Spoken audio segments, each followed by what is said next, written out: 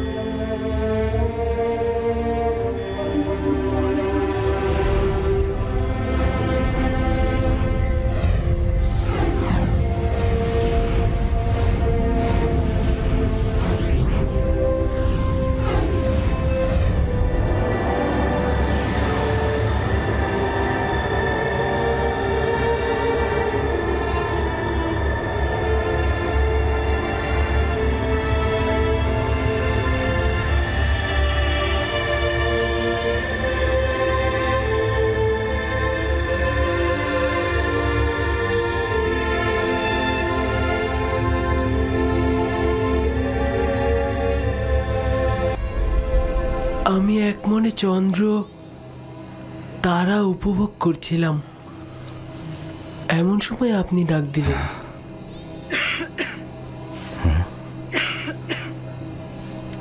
একটু সবর করো।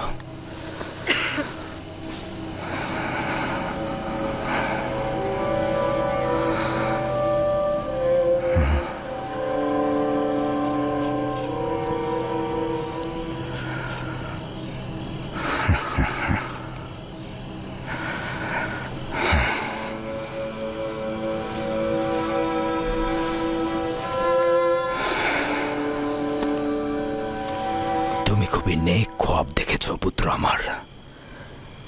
এই রকম খ্বাব কাউকে বলা উচিত নয়, বিশেষত তোমার ভাইদের। নির্বোধগণ যৌবনে দাম্ভিকতায় প্রতিহিংসা পরায়ণ হয়ে উঠবে। তোমার বোন ও মাতাদেরকেও বলবে না, তারা সবার কাছে প্রচার করে বেড়াবে। সূর্য তোমার মোকাবেলায় নত হবে এবং তোমার পায়ে পড়ে সেজদা দেবে। চন্দ্র ও 11টি তারকাও তোমাকে সেজদা দেবে। একদা তুমি মহান ব্যক্তি হবে।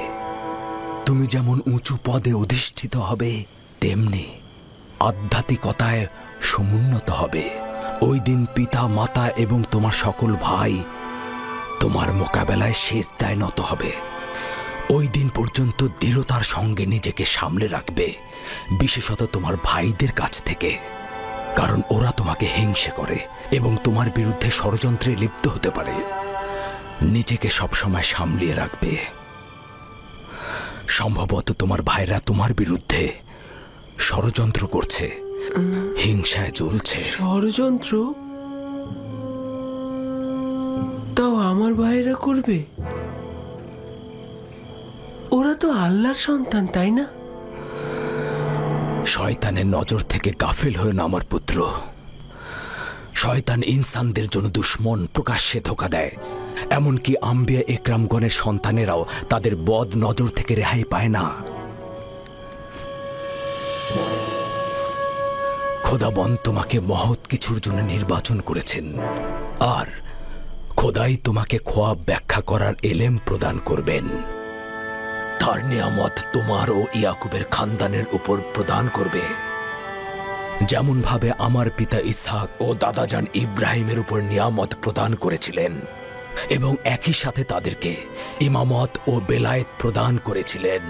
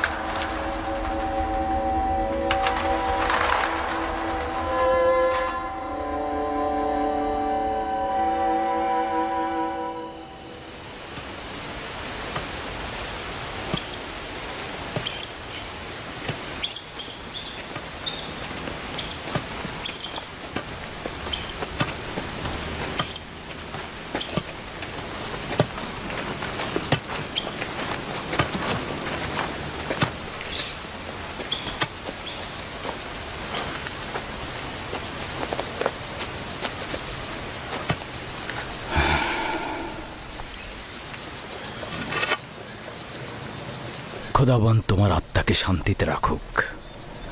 তোমার দুই সন্তানকে নিয়ে এলাম, দেখলে তো তারা দুইজনই সুস্থ রয়েছে। আম্মাজান, ফুপুমাও আমাদের ত্যাগ করেছেন। ওই দিন থেকে তোমার বিচ্ছেদ আরো বেশি অনুভব করছি। বেনিয়ামিন ও ইউসুফের কাছে তোমার শূন্যতা কেউ পূরণ করতে পারবে না। তবে আমিও লিয়া চেষ্টা করছি এই দুই সন্তানকে জননীহীন ব্যথা একটু কম অনুভব করাতে। আব্বাজান, আমার খোয়াবের কথা আম্মাজানকে বলবেন? তোমার জন্য একটা সওগাত আছে রাহেল। আমাদের সন্তান ভবিষ্যতে নবুয়াতের মাকামে পৌঁছাবে, এটা সে গত রাতে খোয়াবে দেখেছে। আম্মাজান, লিয়া খালামণি আর আব্বাজান আমাদের অনেক ভালোবাসেন। তুমি আমাদের নিয়ে চিন্তা করো না। শান্তিতে ঘুমাও রাহেল, শান্তিতে ঘুমাও। জননী বিরহে তোমার সন্তানেরা যন্ত্রণা ভোগ করবে না।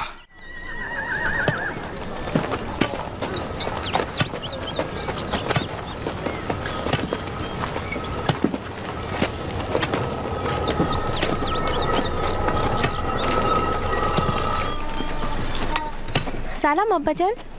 সালাম আমার প্রিয় কন্যা।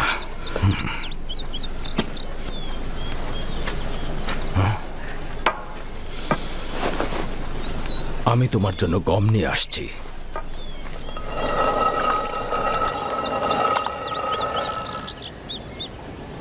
আব্বাজান তোমাদের কোথায় নিয়ে গিয়েছিল?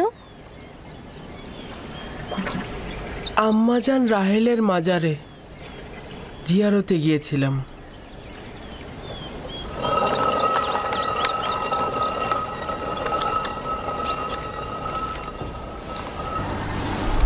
আমার সাথে কি কাজ বলো তো?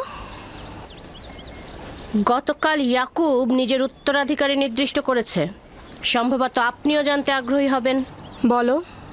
নিশ্চিত থাকুন, আমার আর আপনার সন্তান নয়, ইউসুফ রাহেলের সন্তান। ভনিতা রেখে তোমার আসল কথাটা বলো শুনি। যখন আমি জাগ্রত হলাম তখন ইউসুফকে বলছিল, এই খোয়াবের কথা তোমার ভাইদেরকে বলবে না। তুমি খোদার প্রতিনিধি এবং ইসাক ও ইব্রাহিমের উত্তরাধিকারী। আরও বলেছে তুমি নেতৃত্বে ও শ্রেষ্ঠত্বে তোমার ভাইদের উপরে যাবে এবং তারা সেজদা করবে তোমাকে। নিজে ইউসুফের সামনে জানু পেতে বসলো আর তাকে আদর করে চুমু দিয়ে ঘুম পাড়িয়ে দিল। এবার বলুন কি বলবেন?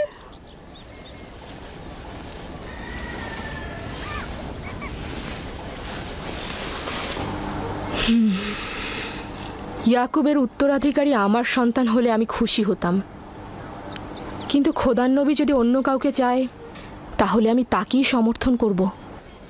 কি বলছো তুমি? তুমি পারবে ইউসুফের নেতৃত্ব তোমার সন্তানদের উপর সহ্য করতে? উপায় নেই। যদি ইয়াকুবের সিদ্ধান্ত এমনটাই হয় তবে অবশ্যই আমি তা মেনে নেব। কিন্তু আমি এটা কখনো সহ্য করতে পারবো না। ও ঠিকই বলেছে, ঠিকই বলেছে লিয়া। আমাদের খোদার নবীর কথাই মানা উচিত। আমরা অবশ্যই রাসূলে খোদার ফরমান মেনে চলবো। আশা করছি ইউসুফের অন্যান্য ভাইয়েরাও এটা মেনে নেবে।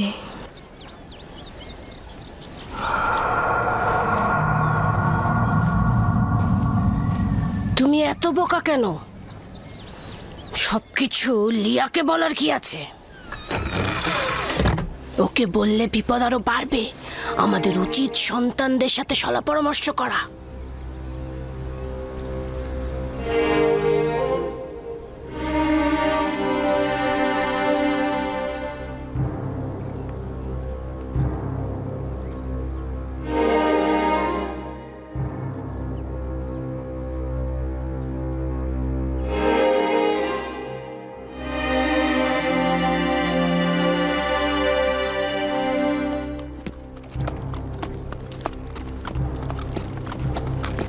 ওই শিশু এক সিংহাসনে বসে আছে আর তোমরা 10 ভাই তার গোলামি করছো। আমাদের আব্বাজান সবসময় ইউসুফকে তার হয়ে নিয়েই ভাবে। কৃষি কাজ করছো।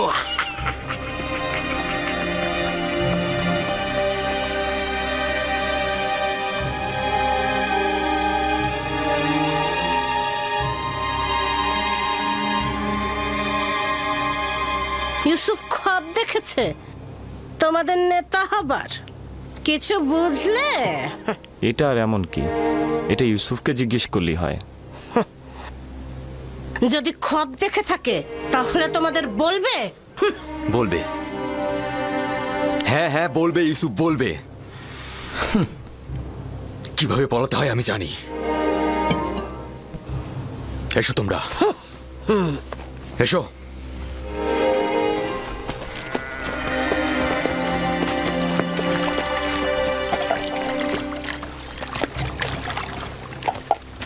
ইয়াহুদা, সবুর করো।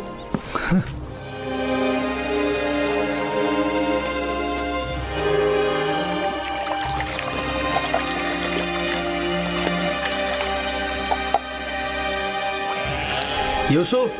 জি ভাইজান।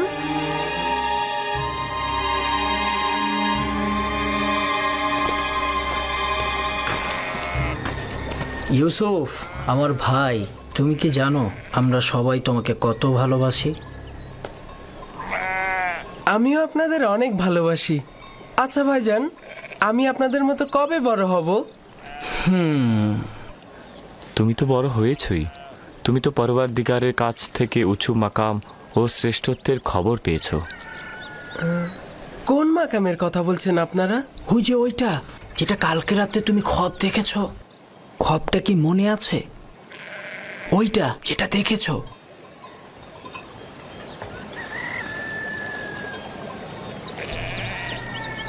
আমরা যখন জানতে পারলাম যে তুমি খ্বাব দেখেছো, যে তুমি উচ্চ মাকামে পৌঁছবে, আমরা কিন্তু খুশি হয়েছি। আব্বাজান কি আপনাদের স্বপ্নের কথা বলেছে? আমি আব্বাজানকে ছাড়া কাউকে বলিনি। না, আব্বাজান বলেনি, আমি নিজেই শুনেছিলাম। অর্ধরাতে উঠানে এসেছিলাম, তখনই শুনেছি আব্বাজান তোমাকে বলছে যে তুমি কাউকে বলো না যে তুমি ভবিষ্যতে উঁচু মাকামে পৌঁছাবে। তোমার খ্বাবটা আমাদের শোনাবে? আসলে আব্বাজান তো কাউকে বলতে নিষেধ করেছে, আর সেটা তো আপনারা শুনেছেনই। তাতে কি হয়েছে? তোমার ভাইরা তো তোমার আনন্দে শরিক হতে চাচ্ছে। আমি জানি আপনারা আমাকে অনেক ভালোবাসেন। খোয়াবের কথা বললেও কোনো সমস্যা নেই, কিন্তু আব্বাজানের ফরমান আমি অমান্য করতে পারবো না। আমি দুঃখিত। আমি আব্বাজানকে অবশ্যই বলবো তোমরা ইউসুফকে মারার চেষ্টা করেছো। থামো আমার বোন দিনহে। ইউসুফকে মারার আমাদের কোনো ইচ্ছে নেই। আমরা তো আসলে ইউসুফকে অনেক বেশি ভালোবাসি।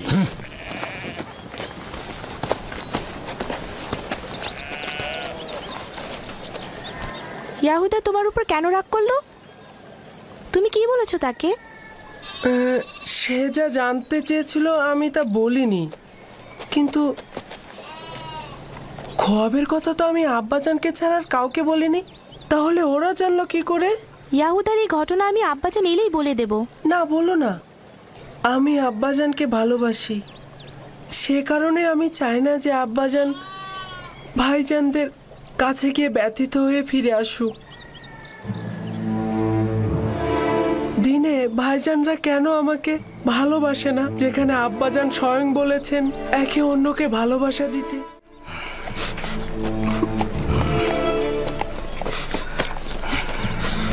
এদিকে এসো, দেখো আমি গম এনেছি। সালাম আব্বাজান। সালাম। সালাম সালাম।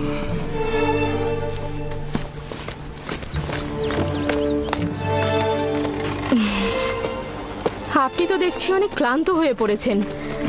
বেলহে জাতাকল প্রস্তুত করো, গম ভাঙাতে হবে, রুটি তৈরি করতে হবে। তো এই বছরের প্রথম ধাপের গম খড় ও দানা কষ্ট করে আলাদা করা হয়েছে। এসো পুত্র আমার।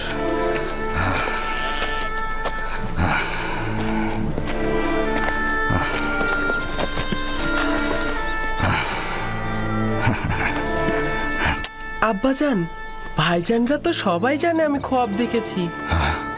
কোথা থেকে জানলো? জানি না তো, তারা আমার কাছে খোয়াব সম্পর্কে জানতে চাইলো। আমি যখন বলিনি, তারা আমার উপর চড়াও হয়েছে। বেলহে,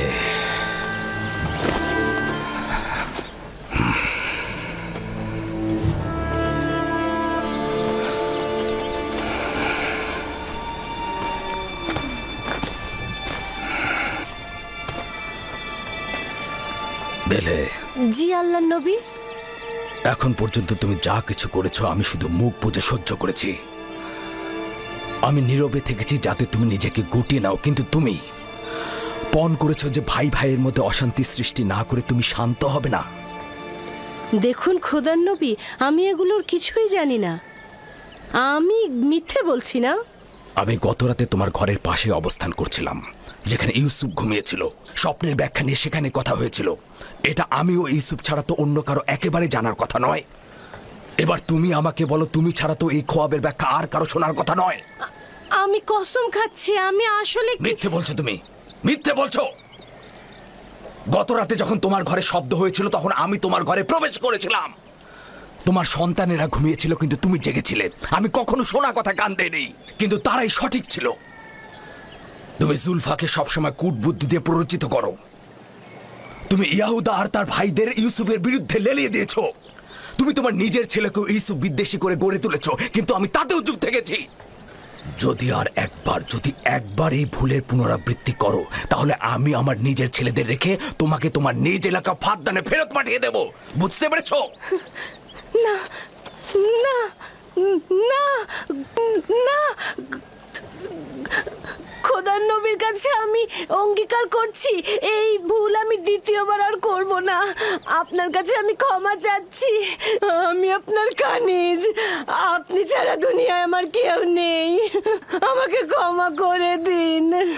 এমন ভুল আমি আর কখনোই করব না।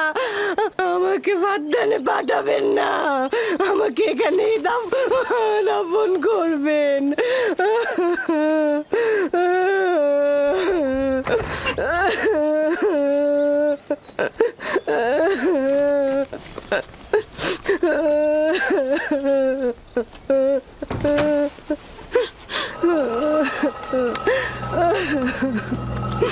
এটাতে কোনো সন্দেহ নেই যে সূর্য আমাদের আব্বাজান আর চন্দ্র হচ্ছে আমাদের আম্মাজান। হ্যাঁ, আর বাকি 11 জন তো এই নগণ্য মাতাহীন শিশুটিকে এতটা ঊর্ধ্বে দিয়েছে যে এই স্বপ্নদ্রষ্টা নিজেকে মাবুদ আর আমাদের সেজদাকারী মনে করছে। শুধু আমরা নয়, আব্বাজান আম্মাজানকেও সেই সেজদাকারীর অবস্থায় রেখেছে। আজ এখান থেকে কেউ বের হবে না যতক্ষণ না পর্যন্ত ইউসুফ এবং আমাদের ভাগ্য নির্ধারণ হচ্ছে। আমি আমার সকল সন্তানকে অনেক বেশি ভালোবাসি, কিন্তু ইউসুফের প্রতি বিশেষ আগ্রহ খোদাবন্দের ইউসুফের প্রতি বিশেষ অনুগ্রহের কারণে। আশা করি আমার সকল সন্তানেরা এটা বুঝতে পারবে। ইউসুফকে তারা বেশি ভালোবাসবে আর ইউসুফের প্রতি সকল দুশ্মনী তারা ছেড়ে দেবে। সে কি এরকমই চিন্তা ভাবনা করে যে আমাদের উপর এবং আমাদের পিতামাতার উপর তার শ্রেষ্ঠত্ব রয়েছে এবং সে আমাদের উপর নেতৃত্ব করবে? হ্যাঁ, ইউসুফের কল্পনা এত বাড়াবাড়ি হচ্ছে তার কারণ হচ্ছে আব্বাজানের মহব্বত। আব্বাজান তাকে মার থেকেও বেশি মহব্বত করছে। আমি জানি না আব্বাজান তাকে কেন এত বেশি ভালোবাসে। আব্বাজানকে কি ইউসুফ আমাদের চাইতে বেশি ভালোবাসে? এই খানদানের সকল কার্যক্রম আমাদের হাতে। ফসল ফলানো, ফসল চাষ সব আমাদের হাতে। ভেড়াগুলোকে চরণভূমিতে নিয়ে যেতে হবে, নেকড়ের হাত থেকে রক্ষা করা, খাদ্য সামগ্রী, কৃষিকাজ, জল সরবরাহ, ভেড়া পালন সব আমাদের হাতে। আব্বাজান আম্মাজানের সকল মহব্বত তার প্রতি, এমনকি ফুপুমাও তাকে নিয়ে মহব্বতে মেতে উঠেছে।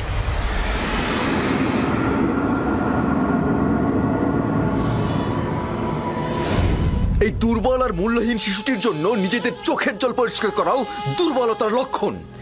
সে নিজের শ্রেষ্ঠত্ব আর নেতৃত্বের মোহে আমাদেরকে তার স্বপ্নের মধ্যে সযত্নে লালন করছে। আমি আব্বাজানকে পরিষ্কারভাবে গোমরাইতো দেখতে পাচ্ছি। সকল ভুলগুলো তার এলাকার, কিন্তু আমি নীরব থাকবো না। রাহেলের সন্তানের নেতৃত্ব আমি মানব না। আমরাও মানব না, কিন্তু তুমি কি করতে চাচ্ছ এখন? হ্যাঁ, সম্ভবত তুমি বলবে ধৃষ্টতা, কিন্তু আমি বলবো যে ইউসুফকে হত্যা করা হোক।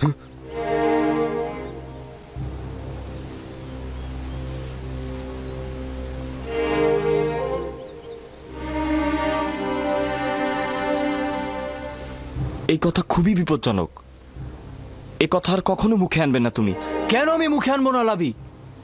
এরকম বৈষম্যমূলক আচরণের জন্য আমাদের আব্বাজানকে শাস্তি দেওয়া হবে, আর রাহেলের সন্তানের নেতৃত্বের আকাঙ্ক্ষাকে কবর দিয়ে দেব। যদিও আমি তোমার মতো এতটা ধৃষ্ট নই, কিন্তু আমি তোমার এই সিদ্ধান্তের সাথে একমত। হ্যাঁ ঠিক, আমিও তোমাদের সাথে একমত।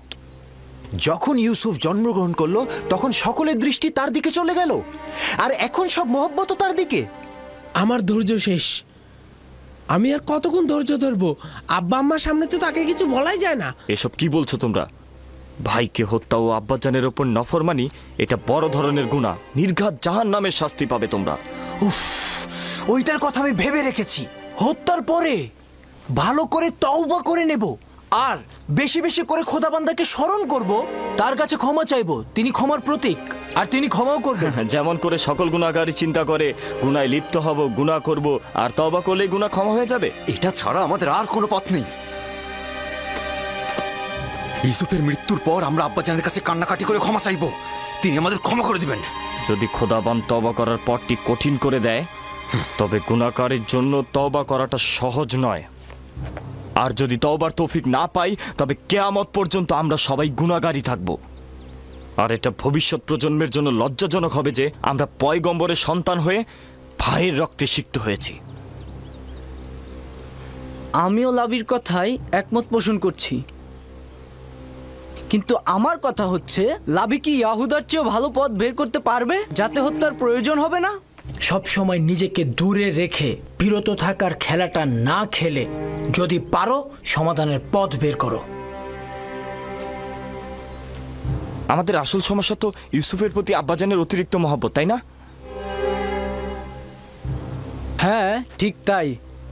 এখন বলো তাহলে কি করলে সমাধান মিলবে, বলো। যদি তাই হয়, তবে এমন কাজ করো যেন ইউসুফের প্রতি আব্বাজানের মনোযোগটা একদমই কমে যায়। আর এইভাবে কিছুদিন চলতে থাকলে ইউসুফকে আব্বাজান এমনিতেই ভুলে যাবে, আর তার দৃষ্টি এসে পড়বে আমাদের ওপর। এটা সম্ভব নাকি? আব্বাজান তো সবসময় তাকে চোখে চোখে রাখে। তো ঠিক আছে, আমরা অন্য কোনো উপায় বের করি, কিন্তু এটা মেনে নিতে হবে যে ইউসুফকে হত্যা করাটা সমাধান নয়। অতএব ইউসুফকে আব্বাজানের কাছ থেকে দূরে সরানোর পথ বের করতে হবে।